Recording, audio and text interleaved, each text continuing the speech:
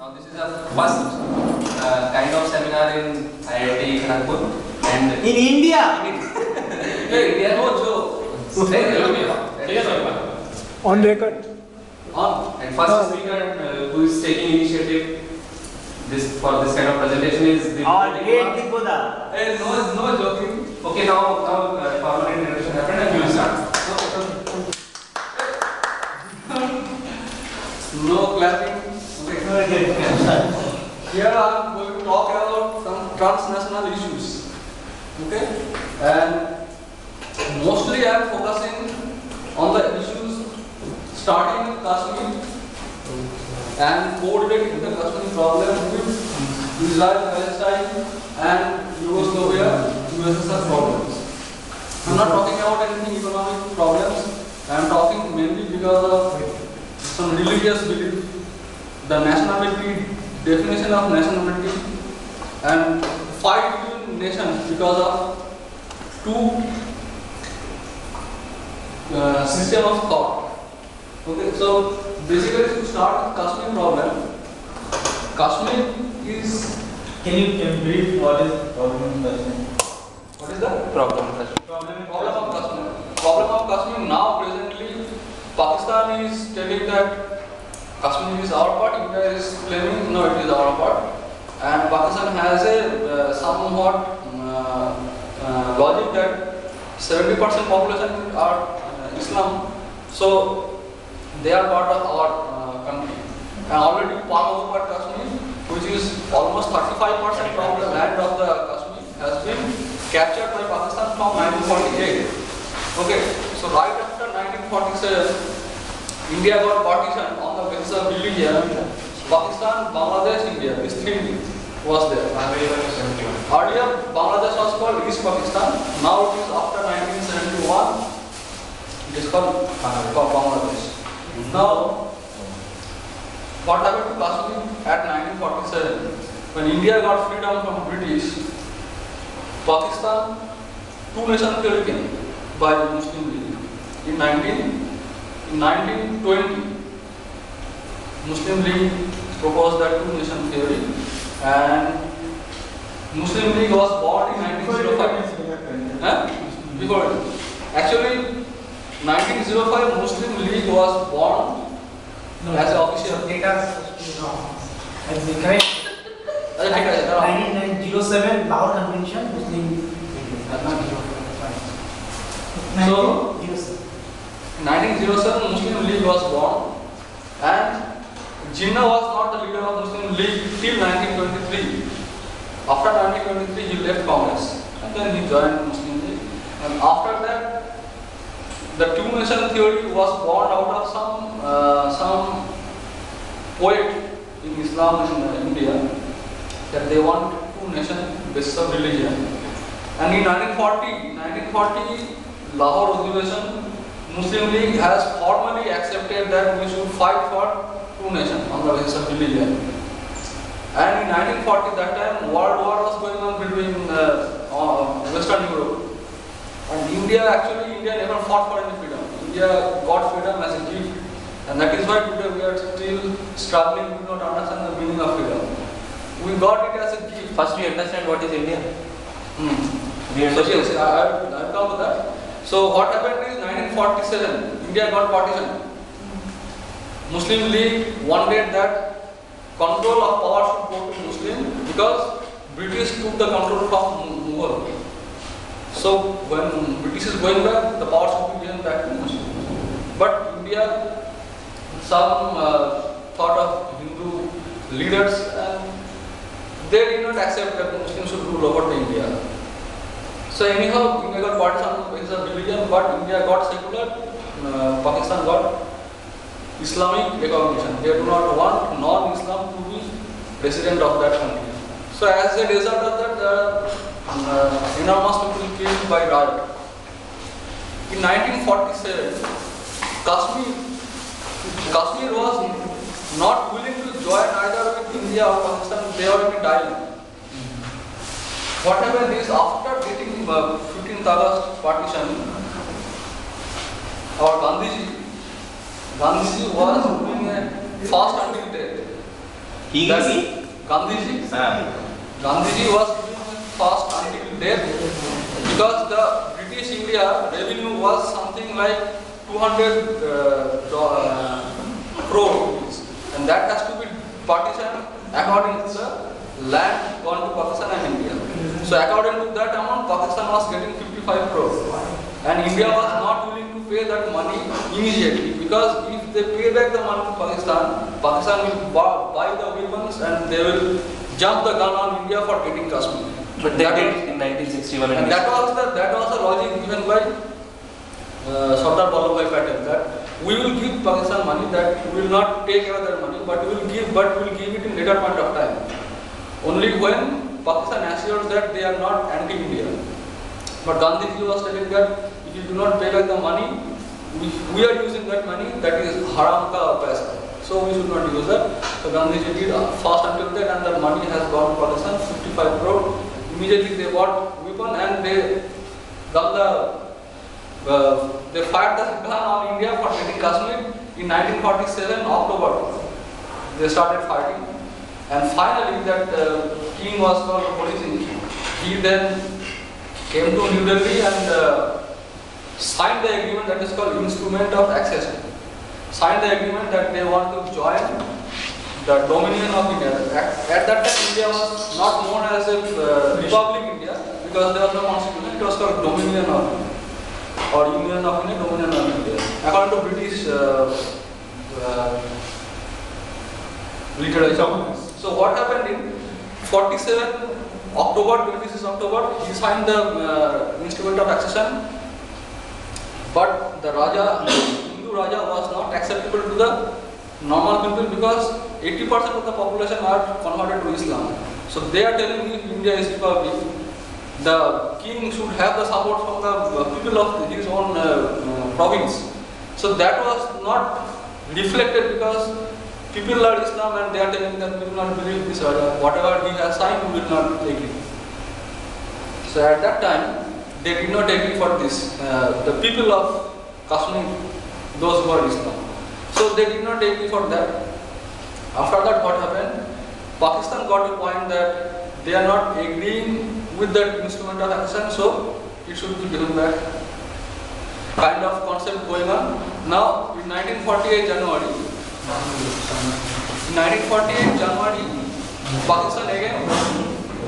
Pakistan again jumped for getting the Kashmir, and as a result of that, we lost 1/3 of land of Kashmir that is now known as Azad Kashmir or Pak-occupied Kashmir. So from then on, we don't have any control on PO. And the line of control is now known as a kind of official agreement between India and Pakistan that India should not cross beyond that line. That Kargil line of control is there. So that was 1948. But what happened in 1949 onwards, when the Constitution of India came up? Constitution of India, when it came up, Kashmir did not agree with Constitution of India. They wanted a special provision that is called Article 370. Article 370 states that nobody from India, non-resident of Kashmir state, they cannot buy any land in Kashmir. Even Prime Minister of India, President of India, nobody can buy a single piece of land from Kashmir. And with addition to that, if any Kashmiri woman get married to some other state people, whether he is Islam or non-Islam, whatever, if he gets married to some other state, that lady will not be given her due property share. She will be rejected for getting the property share because once she gets married, the guy with whom she is married, he will have some right on that land which is inside Kashmir. So to prevent all kind of Indian accession, Article 370 has been architected and it has been supported by our late Prime Minister Jawaharlal Nehru. And because of that, Dr. Shyam Mukherjee, who is son of Sir Afshutosh Mukherjee, the great son of India, Dr. Shyam Mukherjee started a revolution step. He said that एक देश में दो प्रधान दो विधान नहीं चलेंगे. So as a result of that, in 1953, as a result of that, he crossed the border of Jammu. He went into Kashmir. The moment he landed into Kashmir, he was caught by, at that time the Prime Minister of Kashmir was known as Sheikh Abdul, who is father of Farooq Abdul. His grandson is now Chief Minister of Kashmir. So Farooq Abdullah's father, that Sheikh Abdullah, arrested him. That he has crossed the limit and he went into Kashmir without any permit. At that time we needed permit, that is called IL, International Line Permit or Line Permit. If you go to Gangtok, beyond the North Sikkim, if you have to travel towards India-China border, you have to get ILP. That all kind of norms and regulations. So ILP was applicable to Kashmir at that time. Without ILP, Dr. Shyam Mukherjee went into Kashmir and he said what the argument he has said, that I am a member of parliament. I am a member of sovereign country. I do not need any permit to go to Kashmir, which is integral part of India. So, two contradictory arguments. Finally, what happened? Dr. Shyam Mukherjee was imprisoned without any FIR kind of thing, any normal procedure. He was imprisoned and he died under a mysterious condition. And after this death, his friend was the Chief Minister of West Bengal, Bidhan Chandra Rai. Bidhan Chandra Rai wanted to conduct a post-mortem, but late Prime Minister Jawaharlal Nehru did not allow any post-mortem to be done on Shyam Mukherjee. So after Shyam Mukherjee demise, Kashmir issue again got somewhat much more critical, because India government then agreed that they will take away ILP, but Article 370 remained to be the same. And as a result of that, our Prime Minister Jawaharlal Nehru also said that Article 370 is a temporary thing. It is not going to be permanent. Like our reservation system. When it came, it was temporary for only 10 years. They said that after 10 years, Parliament will have the right to modify it, to either increase or decrease or whatever. But nobody talked about that. It went on growing. So like that only, Kashmir issued that Article 370.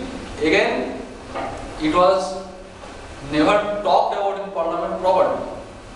Only one political party of India, who now is known as Bharatiya Janata Party, they talked about something about Article 370, but still they did not talk about it when they were in power in Parliament. They did not bring up any single bill, they did not bring up any proposal kind of discussion, nothing. So anyhow, I am not going to talk about our internal matter, I am going to talk about Kashmir's problem with Israel, Palestine and Yugoslavia, USSR. These are all similar issues. Now, the much more critical point I am going to talk about is what is the basic common in the nature of all this problem. First I will talk about what is the Yugoslavia problem and USSR problem. Yugoslavia is a nation which is known as a multi-ethnic culture, like as India in Europe. In Europe, very few nations believe in multi-ethnic. They believe, but they do not practice actually. They will say we are secular, but they do not practice it properly. So Yugoslavia was one of the nations among them. But in 1989, it got split into 6 nations. I have the slide.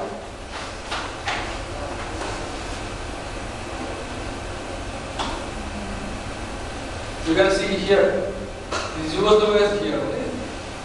I am getting now this is in 1939. Europe, that this is Yugoslavia. Okay? Yugoslavia, this Romania, all is a neighboring country. Yugoslavia. Focus is on Yugoslavia.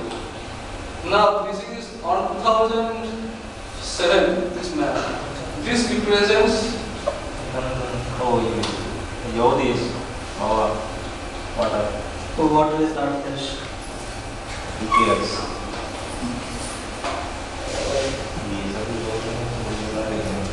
Yes.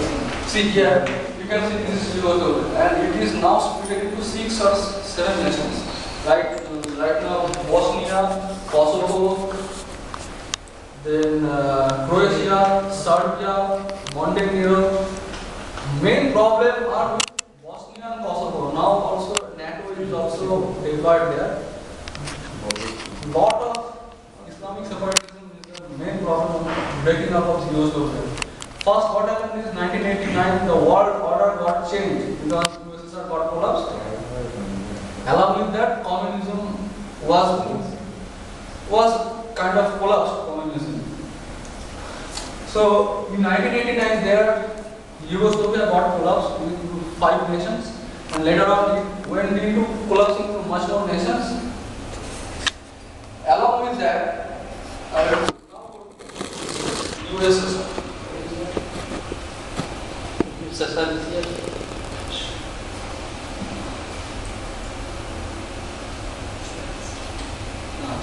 See here, USSR got collapsed in 1989, but at that time there were 12 nations taken part from USSR. Okay, among them 7 nations are hardcore Islamic nations. Kazakhstan. What is that hardcore Islamic? Kazakhstan, Uzbekistan, Turkmenistan, Kyrgyzstan, Tajikistan, Armenia, Azerbaijan. There are a lot of nations. 7 nations are there which came up from USSR. Now, people today talk about that Soviet has their own problem with communism. They could not manage the economy properly, so it got shut down because of centralized administration. Because communism actually is centralized administration. It controlled by Politburo, and Politburo are not accountable directly to the people because they are not in power. They are not ministers. They are above minister. People of Politburo never got elected.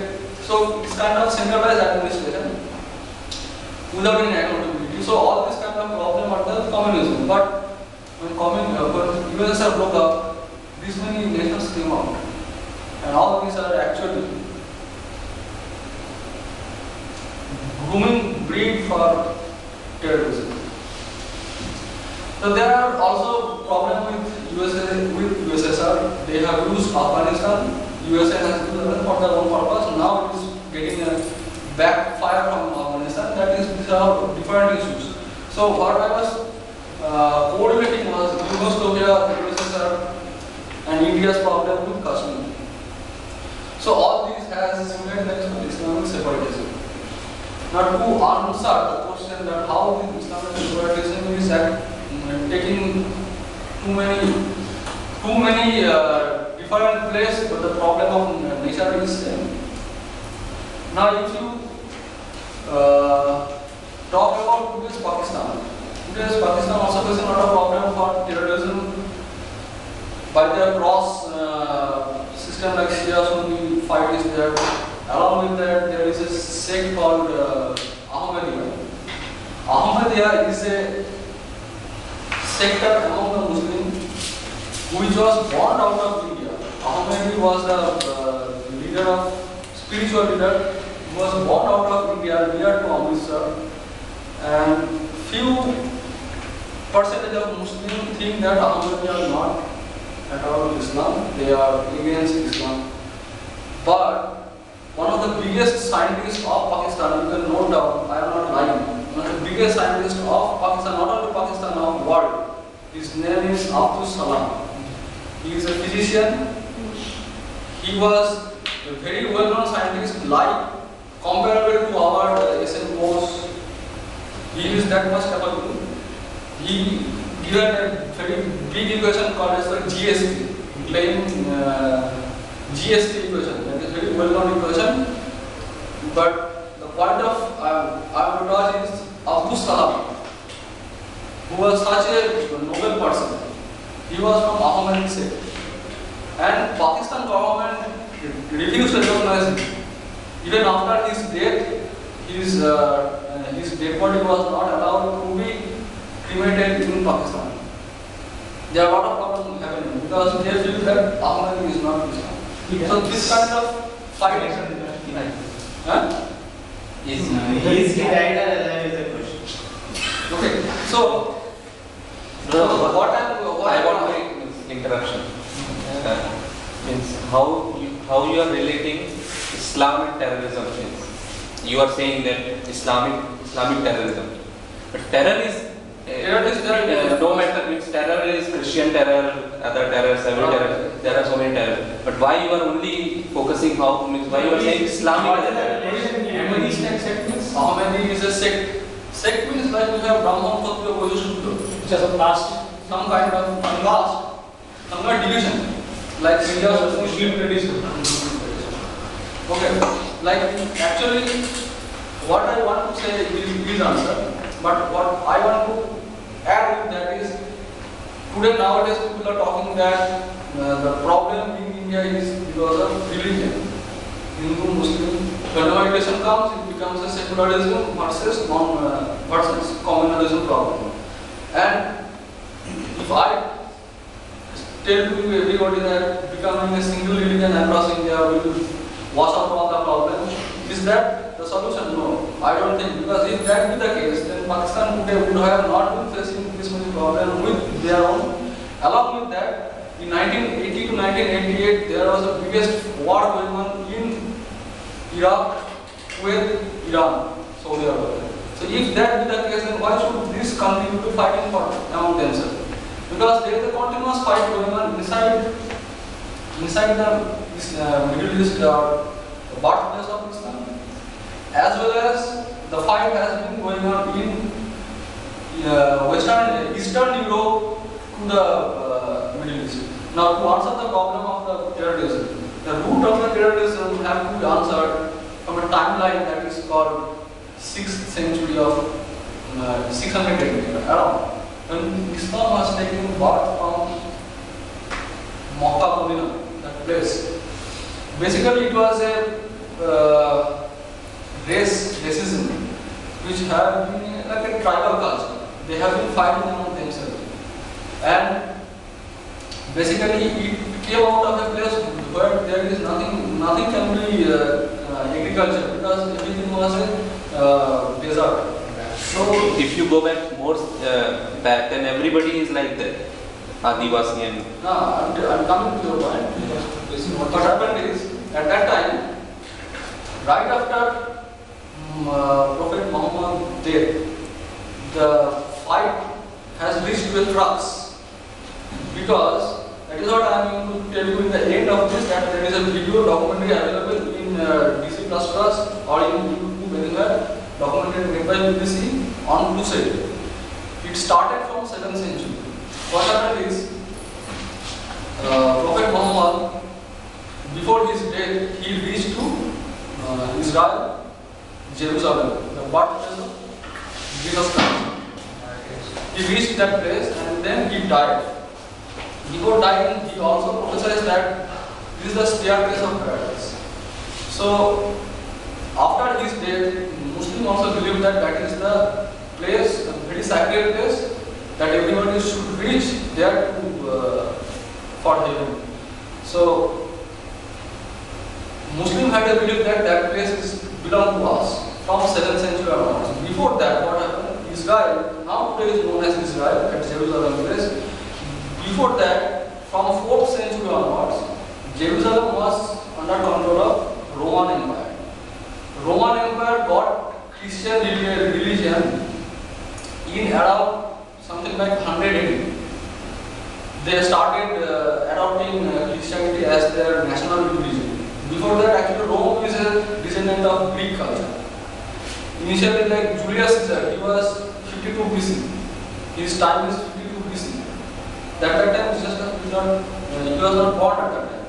So, Rome was controlling Jerusalem from 4th AD onwards. And Jews were feeling that Jerusalem belonged to Jews, because Jesus Christ has taken part in Jerusalem. Jesus Christ also from the family of Jews. So Jerusalem belonged to Jews, but Jewish people don't have that much power at that time, because Rome was conquering almost 1/4 of the world at that time. So Rome was controlling Jerusalem.